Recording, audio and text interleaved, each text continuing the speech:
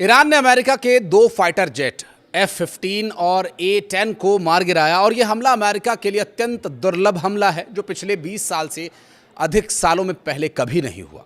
यह हमला ट्रंप के उस दावे को खारिज करता है जिसमें उन्होंने कहा था कि ईरान की सेनाएं पूरी तरह से तबाह हो चुकी हैं। दरअसल इस सप्ताह की शुरुआत में अमेरिकी प्रेसिडेंट ट्रंप ने कहा था कि ईरान की मिसाइल और ड्रोन लॉन्च करने की क्षमता में भारी कमी आई है।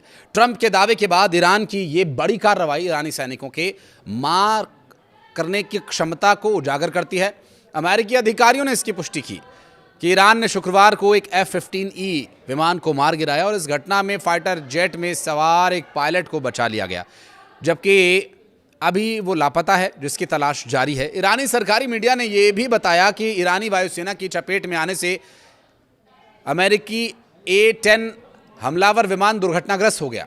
अमेरिकी लड़ाकू विमान के गिराए जाने की आखिरी पुष्ट घटना 2003 की है, जब इराक युद्ध में एक A-10 थंडरबोल्ट विमान को निशाना बनाया गया था। सेवानिवृत्त वायुसेना ब्रिगेडियर जनरल ह्यूस्टन कैंटवेल ने बताया, हाल के दशकों में ये एक दुर्लभ घटना है।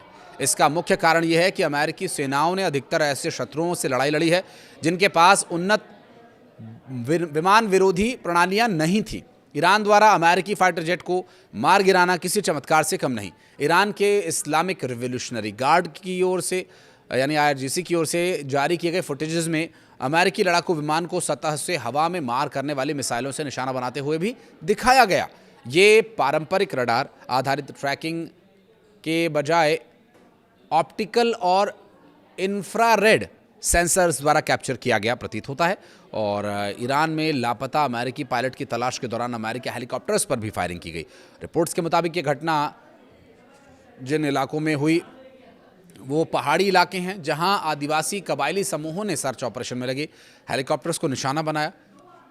और इतना ही नहीं, ईरान के इस्लामिक रिवोल्यूशनरी गार्ड कॉर्प्स यानी IRGC ने इन समूहों की सराहना करते हुए इन्हें साहसी और सीमा के रक्षक भी बताया। इसके साथ ही लापता अमेरिकी पायलट को पकड़ने के लिए इनाम की भी घोषणा की गई है।